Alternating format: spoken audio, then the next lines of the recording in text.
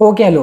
तो आज की क्लास में हम लोग बेसिकली क्या करने वाले हैं, हमने मैटर जान लिया, अब मैटर क्या होता है ये पता चल गया। आज हम प्रॉपर्टीज ऑफ मैटर देखेंगे और प्रॉपर्टीज ऑफ मैटर से भी इंपॉर्टेंट एक चीज बेसिकली देखेंगे, बट उसके लिए पहले हमें प्रॉपर्टीज ऑफ मैटर पता होना चाहिए कि क्या होते हैं प्रॉपर्टीज ऑफ मैटर। ठीक है, दो टाइप की प्रॉपर्टीज होती है। पहली होती है फिजिकल प्रॉपर्टीज। ठीक है, फिजिकल प्रॉपर्टीज का क्या मतलब है, जैसे किसी भी चीज का कलर हो गया, ठीक है, कलर हो गया, किसी भी चीज की खुशबू या उसकी बदबू या फिर अच्छी खुशबू जो भी है, ठीक है, सुगंध जिसको कहोगे तुम, सुगंध या बदबू, है ना, या फिर उसका melting point, boiling point, freezing point, ये सारी चीजें जो होती हैं, जो बाहर बाहर से देख के पता लगती हैं, या डेंसिटी वगैरह वगैरह, इन सब चीजों को हम बोलते हैं फिजिकल क्वांटिटीज। क्या बोलते हैं? Physical quantities. और ये फिजिकल क्वांटिटीज सबकी होती है, तुम्हारी मेरी, हर चीज की, हर सामान की होती ही होती है, उसको बोलते हैं फिजिकल क्वांटिटीज। बट वही अगर मैं दूसरी बात करूं, उसको हम क्या बोलते हैं, क्या कहते हैं, केमिकल प्रॉपर्टीज। अब केमिकल प्रॉपर्टीज का क्या मतलब है, ऐसी चीजें लाइक एग्जांपल के तौर पे कंबशन। ठीक है, कंबशन मतलब जैसे किसी चीज को जलाते हैं तो उसको एक तरीके से उसका कंबशन हो रहा है ऐसा बोलते हैं, जलाना, है ना। अगली चीज हमारे पास क्या है, रिएक्टिविटी। कोई भी कितनी हावी, कितने ज्यादा रिएक्टिव होता है। जैसे एग्जांपल, सोडियम को अगर तुम पानी में डालते हो ना, वाटर में डालते हो, तो बड़ी ही भयंकर रिएक्शन होती है। तो क्या तुम पानी में गिरोगे तो ऐसी भयंकर रिएक्शन होती? नहीं ना, सोडियम के साथ होती है। तो सोडियम बहुत अलग लेवल पे रिएक्टिव है, ये कहने का मतलब है। और क्या है, जैसे आयरन में नेल्स वगैरह लग जाना, आयरन में नेल्स कह रहा हूं, मतलब नेल्स वगैरह जो क्या होते हैं, कील वगैरह जो होती है उसमें जंग वगैरह लग जाना, कोरोजन वगैरह हो जाना। तो ये सारी जो चीजें होती हैं इसको हम बेसिकली क्या बोलते हैं कि ये है, क्या कहते हैं, कोरोजन हो गया। ठीक है, तो ये सारी प्रॉपर्टीज हैं chemical properties. But physical properties और केमिकल प्रॉपर्टीज में फर्क क्या है? फिजिकल प्रॉपर्टीज तुम बाहर से ही देख के बता सकते हो, कलर बाहर से देख के, है ना, या फिर खुशबू बदबू बाहर से ही पता लग जाती है तुम्हें, है ना। बट अगर वही हम बात करें कि केमिकल प्रॉपर्टीज, तो केमिकल प्रॉपर्टीज तब पता लगती है जब वो चीज पूरी पूरी तरीके से बदल जाती है। खुद सोचो, अब ये जलाने के बाद, जो मोमबत्ती को जलाने के बाद उसकी जो थ्रेड था, अब वो थ्रेड क्या पहले जैसा रहा? बिल्कुल भी नहीं। तो वो एक अलग चीज हो गई, बिल्कुल ही केमिकल रिएक्टिविटी हो गई। पानी के साथ रिएक्शन में सोडियम बिल्कुल ही बदल गया, यहाँ पे जब लोहे में वो जंग लग गया तो वो बिल्कुल ही अलग चीज हो गई। तो केमिकल रिएक्टिविटी रिएक्शन के बाद पता लगती है, या फिर उसको पता करना थोड़ा सा डिफरेंट है। बट फिजिकल प्रॉपर्टीज को पता करना थोड़ा सा आसान भी है और उसको पढ़ना भी थोड़ा सा बेटर, ईजी है। ऐसा नहीं कहूंगा हमेशा ईजी है, बट थोड़ा सा इजी है कंपैरेबल टू किससे, केमिकल प्रॉपर्टीज से। तो कहने का मतलब है, इतनी कहानी जो हमने भी प्रॉपर्टीज की जानी, वो बेसिकली हमने करी इसलिए ताकि हमें पता लगे फिजिकल प्रॉपर्टीज क्या होती है। ठीक है, तो जो फिजिकल प्रॉपर्टीज होती है बहुत ज्यादा इंपॉर्टेंट होती है। अब इनके लिए इंपॉर्टेंट चीज एक और वो है, वो क्या है, इनको मेजर करना, इनको नापना। इनको मेजर करना अपने आप में बहुत इंपॉर्टेंट चीज है और सबसे इतनी बेसिक चीज है कि हमारी जिंदगी में काम आती ही रहेगी। ठीक है, किसी भी, जैसे अगर तुम्हारे पास पानी है तो कितने लीटर है, ठीक है, किसी का वजन है तो कितना किलो है, किसी की लंबाई है तो कितनी है, ये सब मेजरमेंट के अंदर आता है। और कैसे मेजरमेंट? फिजिकल प्रॉपर्टीज का ही मेजरमेंट। ठीक है, अब इसके अपने आप में दो तरीके हैं, दुनिया भर में दो तरीके फॉलो किए जाते हैं। पहला तरीका है इंग्लिश सिस्टम। अब ये चीज एक्चुअली बोलूं तो क्यों यूज होती है, गलत लगता है मुझे पर्सनली। देखो, ये सिर्फ मेरा पर्सनल थॉट है, इसको वो मत लेना, बट हाँ, पूरी दुनिया जब अलग चीज यूज कर रही है तो तुम्हें ये यूज नहीं करना चाहिए। लाइक देखो, एग्जाम्पल के तौर पे ये लोग क्या करेंगे कि ये लोग इंच यूज करते हैं, फीट, फुट, मतलब यार्ड यूज करेंगे, पाउंड। जैसे तुम लोग वजन के लिए किलो यूज करते हो ना, केजी, ये लोग पाउंड, एलबीएस यूज करते हैं, है ना। तो एक्चुअल में इनका मेजर करने का तरीका डिफरेंट है, ऐसा नहीं कहूँगा गलत है, बट वही है, जब पूरी दुनिया एक जैसी यूज करे तो एक जैसा ही करना चाहिए। खैर, इनका अलग ही चलता है दुनिया से। खैर, ये इस तरीके को क्या बोला जाता है, इंग्लिश सिस्टम बोला जाता है। यहाँ पे अलग अलग फुट हो गया, यार्ड हो गया, माइल्स यूज करते हैं, किलोमीटर नहीं यूज करते, माइल यूज करते हैं। बड़ा ही तुमने सुना होगा माइल्स यार, किलोमीटर की आदत है तो खैर वही छोड़ो, है ना। वजन के लिए पाउंड यूज करते हैं, ये गैलन यूज करते हैं, ये सारी बात। अब तुम लोग कैसे यूज करोगे, लीटर यूज करोगे, गैलन वैलन जैसे यूज करते हैं। तो ये चीज है, इंग्लिश सिस्टम अलग है। बट मेन इंपॉर्टेंट क्या है, इंपॉर्टेंट है मेट्रिक सिस्टम, जो तुम यूज करते हो और जो दुनिया भर में ज्यादातर यूज भी होता है। ठीक है, वो है मेट्रिक सिस्टम। मीटर यूज करना, किलोमीटर यूज करना, ग्राम यूज करना, किलोग्राम यूज करना, लीटर यूज करना, ये सारी की सारी चीजें जो मेजर करने का तरीका होता है, इसको बोलते हैं मेट्रिक सिस्टम। ये अलग, मतलब ये सब इंग्लिश कंट्रीज जो है वहां पे ज्यादा यूज होता है, और ये सब फ्रांस, इंडिया वगैरह वगैरह कंट्रीज में ज्यादा यूज होता है। ठीक है, ये ज्यादा, इसका यूज भी जिंदगी में ज्यादा पड़ेगा तुम्हें, साइंटिफिकली भी, और एक्चुअल में देखोगे तो इसका ज्यादा यूज है मेट्रिक सिस्टम का। ठीक है ना। ये अपना एक तरीका है मेजर करने का, गलत ये भी नहीं है, बट यूज ये वाला ज्यादा अच्छे से होता है। समझ में आ गई बात? तो दोनों के अपने अपने खासियतें हैं, बुराई हैं, जो भी है, ये वाली बात है। अब मैं ऐसा वैसे क्यों बोला कि वो जो इंग्लिश सिस्टम है वो नहीं यूज करना चाहिए? सिंपल मतलब ये है कि एक्चुअल में हुआ क्या कि पूरा एक इंटरनेशनल सिस्टम ऑफ यूनिट्स है। जैसे बैठक होती है ना, जैसे एक बैठक, वैसे पूरी बैठक बिठा के पूरी वर्ल्ड ने एक तरीके से डिसाइड किया था कि सिस्टम ऑफ इंटरनेशनल यूनिट्स जो पूरी दुनिया यूज करेगी वो किस तरीके की यूनिट्स होंगी। लाइक अगर तुम लोग अगर खुद सोचो, जैसे एग्जाम्पल के तौर पे सोचो, किसी भी भाषा को बोलने का, जैसे तुम्हारे घर में कोई सब्जी बनती है, तो सब्जी बनती है तो बंगाल में उसको अलग शब्द बोला जाएगा, बिहार में अलग बोला जाएगा, उत्तराखंड में अलग। तो हो सकता है अगर ये लोग साथ में आए तो कंफ्यूजन पैदा हो सकता है, बट ये उतनी बड़ी कंफ्यूजन नहीं है। बट लेंथ वगैरह नापना, एक्चुअल में ये सारी जो किलोमीटर, लीटर, ये सारी चीजें हैं जो, ये सब बहुत इंपॉर्टेंट है, क्योंकि इनके बेसिस पे ट्रेड होते हैं। तुम खुद सोचो ना, जैसे एक्सपोर्ट इंपोर्ट में जो चीजें जाती हैं उनको नापना, मेजर करना, तो बेसिकली तो ये सब जो होता है इसको इंटरनेशनल यूनिट्स में नापने के लिए पूरी बैठक बिठाई गई और उन्होंने डिसाइड किया कि वर्ल्ड वाइड कौन से यूनिट्स यूज होंगे। तो वर्ल्ड वाइड जो यूनिट्स यूज होते हैं वो यही होते हैं जो हम लोग बेसिकली यूज करते आ रहे हैं बचपन से। लेंथ मतलब लंबाई वगैरह नापने के लिए हम क्या यूज करते हैं? मीटर का इस्तेमाल करते हैं, ठीक है। जब मास को तुम नापते हो उसके लिए हम किलोग्राम का यूज करते हैं। टाइम को हम सेकंड्स में नापते हैं। इलेक्ट्रिक करंट को एम्पियर में नापते हैं। हाँ, ये है टेम्परेचर वाली चीज। अब टेम्परेचर को बेसिकली केल्विन में नापा जाता है। अब ये केल्विन में जो नापते हैं ना, ये थोड़ा सा डिफरेंट है। जैसे हम लोग डिग्री सेल्सियस में नापते हैं, बाहर फ़ारेनहाइट में नापा जाता है। एक्चुअल में साइंटिफिकली ना सबसे बढ़िया तरीका केल्विन है। उसके अपने रीजंस हैं, अपने तरीके, इसके बारे में थोड़ा सा आगे डिस्कशन करेंगे, बट केल्विन ज्यादा यूज होता है और केल्विन भी एक टेम्परेचर को नापने का स्केल है, ठीक है। इसके बारे में आगे डिस्कस करते हैं। और आखिरी चीज क्या? Amount of luminous intensity. अब ये चीज तुम्हारे लिए बिल्कुल ही नहीं है, नहीं, बिल्कुल न्यू है, ठीक है। एक्चुअली होता क्या है, जैसे कोई बल्ब है तो किसी बल्ब का किसी एक पर्टिकुलर डायरेक्शन में, ठीक है, किसी पर्टिकुलर डायरेक्शन में जो इंटेंसिटी है, जो पावर है, जो लाइट की ताकत एक डायरेक्शन में जा रही है, उसको हम किससे बताते हैं? ल्यूमिनस इंटेंसिटी से बताते हैं। समझ में आ गई बात? तो ल्यूमिनस इंटेंसिटी से बताते हैं। ये बहुत ही ज्यादा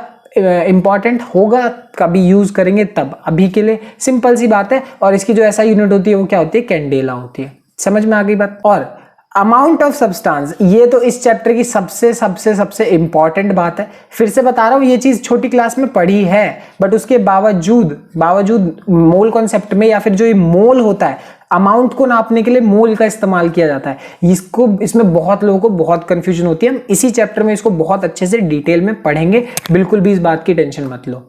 अगली जो चीज है वो क्या है कि ये जो एसआई सिस्टम जो नापते हो ना तुम, जो अभी हमने इंटरनेशनल पढ़ा, उसको एसआई बोलते हैं। एसआई यूनिट बचपन से सुनते आ रहे हो ना, एसआई यूनिट वही तो है, सिस्टम ऑफ इंटरनेशनल यूनिट्स।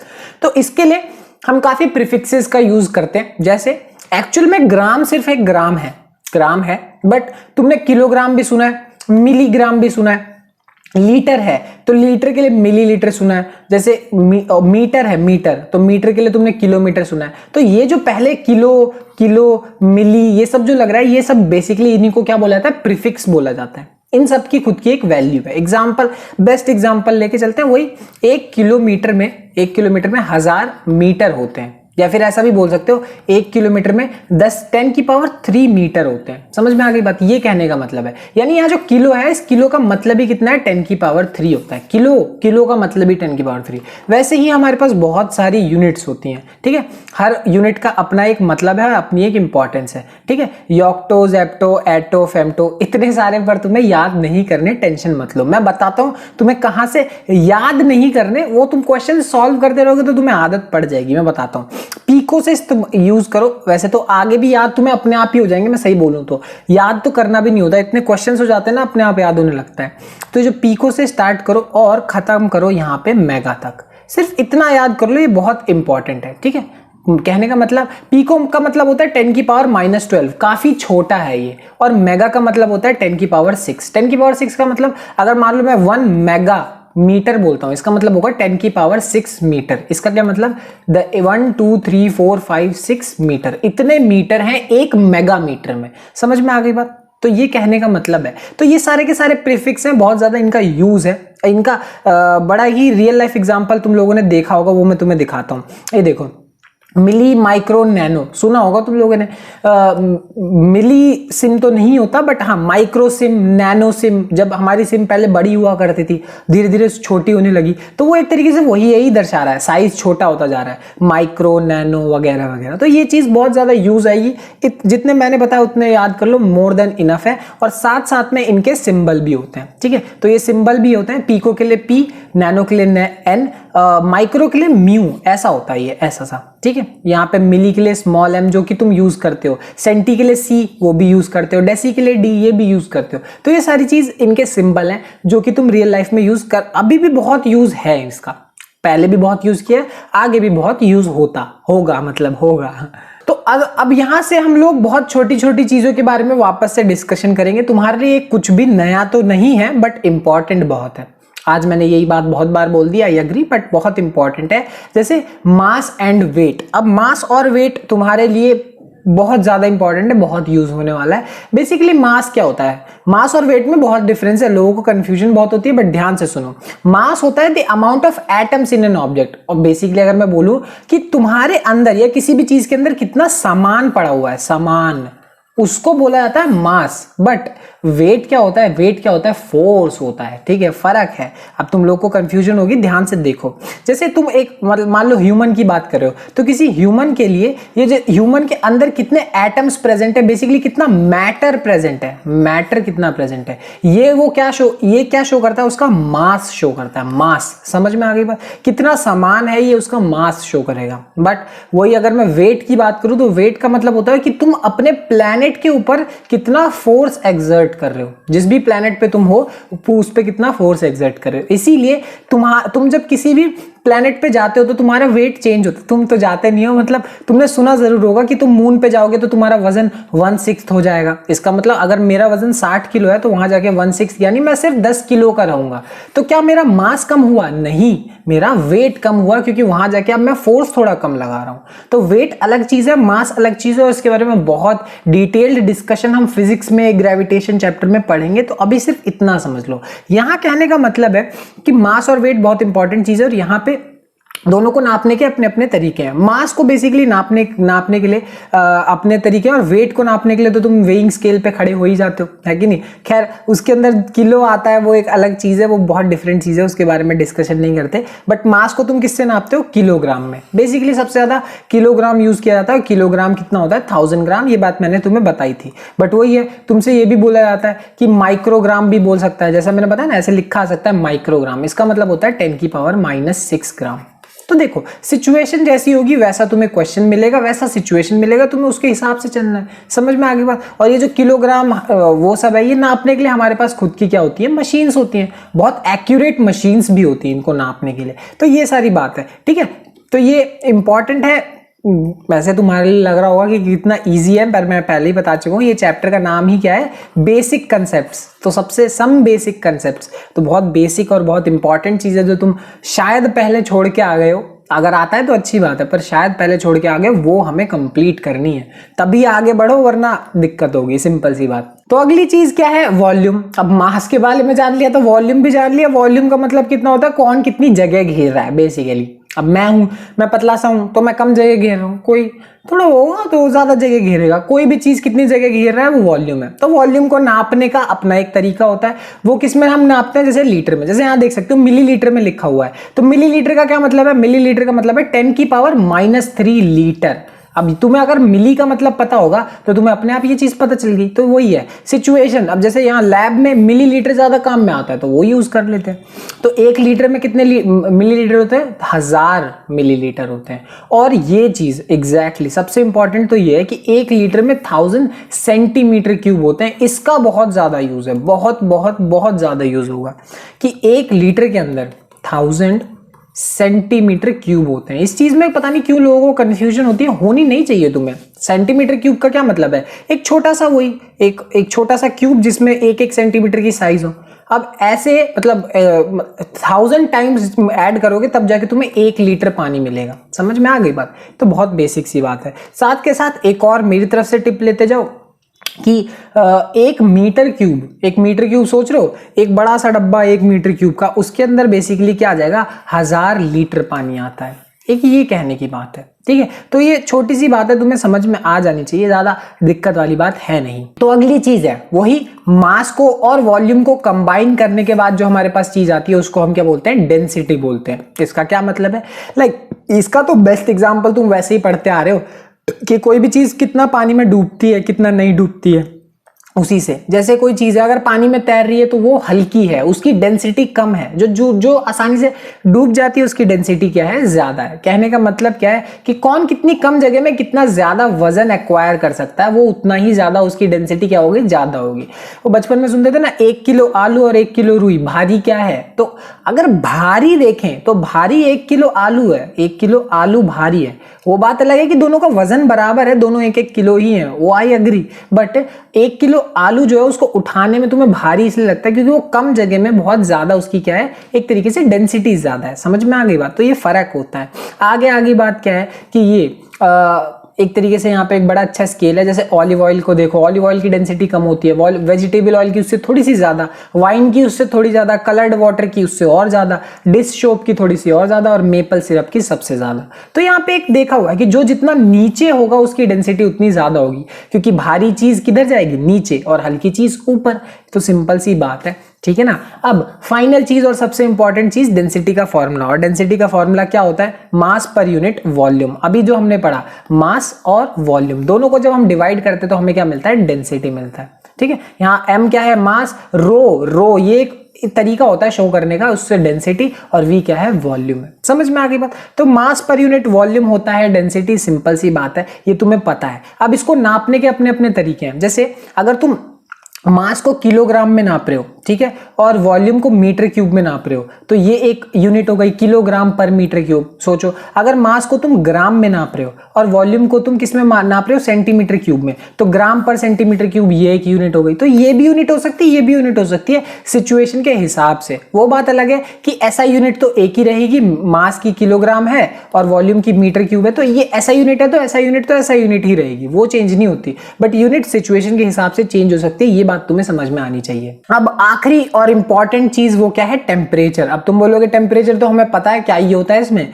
गर्मी है तो गर्म है और सर्दी है तो कम है टेम्परेचर। मतलब गर्मी है तो बहुत ज्यादा टेम्परेचर होगा, हम लोग धूप में नहीं निकलेंगे क्योंकि काले हो जाएंगे, ठीक है, तो बहुत ज्यादा टेम्परेचर होता है। और वही सर्दी है तो टेम्परेचर कम होता है, ये कहने का मतलब है। बट इतना ही, टेम्परेचर का मतलब सिर्फ इतना नहीं होता। कहने का मतलब इसके स्केल होते हैं 3। तुमने कौन सा स्केल सबसे ज्यादा यूज किया है, सेल्सियस वाला स्केल। तुम्हें पता है सेल्सियस वाला स्केल 0 डिग्री, 100 डिग्री वगैरह वगैरह, ये सारे स्केल यूज किए हैं। सर्दियों में हो जाता है 12, 13, 8, 9, ये सब हो जाता है ना। और वही गर्मियों में 30, 32, 45 भी हो जाता है। मैं दिल्ली की बात कर रहा हूँ, है ना। तो कहने का मतलब है ये सारी बात। तो ये तो सेल्सियस एक स्केल होता है, बट इसके अलावा भी 2 स्केल हैं, और एक है केल्विन और एक है फ़ारेनहाइट। देखो फ़ारेनहाइट बेसिकली ज़्यादातर बाहर के देशों में और डॉक्टर्स वगैरह यूज़ करते हैं। इसके अपने रीजंस हैं, ऐसा कोई बुरा नहीं है, बट हाँ फ़ारेनहाइट को यूज़ करने का अपना तरीका है। बट साइंटिफिकली जब हम क्वेश्चन सॉल्विंग लैब्स में इन सब में बात करते हैं तो सबसे इंपॉर्टेंट क्या है, केल्विन स्केल। अब केल्विन स्केल के बारे में शायद तुम्हें ना पता हो, तो इसके बारे में सुनो। पहले फ़ारेनहाइट का ही कंप्लीट कर लेते हैं कि देखो फ़ारेनहाइट और सेल्सियस में ये एक रिलेशन होता है। अगर मान लो तुम्हें डिग्री सेल्सियस पता है तो उसकी वैल्यू यहां पुट करो, तुम्हें फ़ारेनहाइट मिल जाएगा। ये बात तुम्हें पता होगी। इसका ये फॉर्मूला याद हो या ना हो, ये तुमने कभी ना कभी जिंदगी में पढ़ा जरूर है। अगर नहीं याद तो एक बार प्लीज इसको याद कर लो, छोटा सा तो फॉर्मूला है। अब बट ये इतना इंपॉर्टेंट नहीं है जितना अगला इंपॉर्टेंट है। यानी अगर तुम्हें केल्विन में निकालना है तो डिग्री सेल्सियस में क्या ऐड करना पड़ेगा, 273। समझ में आ गई बात। इसका क्या मतलब है, लाइक अगर मान लो तुम्हारे पास 100 डिग्री सेल्सियस है, तो जब तुम उसमें 273 ऐड करोगे तब जाके तुम्हें क्या मिलेगा, केल्विन में स्केल मिलेगा 373। समझ में आ गई बात। तो ये कहने का मतलब है, तो केल्विन स्केल सबसे ज्यादा इंपॉर्टेंट है और सबसे ज्यादा यूज होगा अब थ्रू आउट, सबसे ज्यादा। तो केल्विन को नापना और उसको निकालना बहुत ज्यादा मुश्किल नहीं है। 273 सिर्फ ऐड करना है, 0.15 की ज्यादा जरूरत पड़ेगी नहीं, सिर्फ 273 ऐड कर दो, तुम्हारा काम बन जाएगा। अब देखो ये एक बेसिक बात थी, पता होना जरूरी है क्योंकि आगे बहुत ज्यादा यूज होगा। खैर यही सब था, बेसिक चीजें सारी की सारी बेसिक। चैप्टर का नाम ही बेसिक है तो बेसिक ही रहेगा। अभी कुछ दिन और बेसिक चलेगा, फिर इंपॉर्टेंट चीजों पे शुरू करेंगे। बट ये मत सोच लेना कि ये इंपॉर्टेंट नहीं है, ठीक है। चलो मिलते हैं अगली क्लास में, बाय बाय।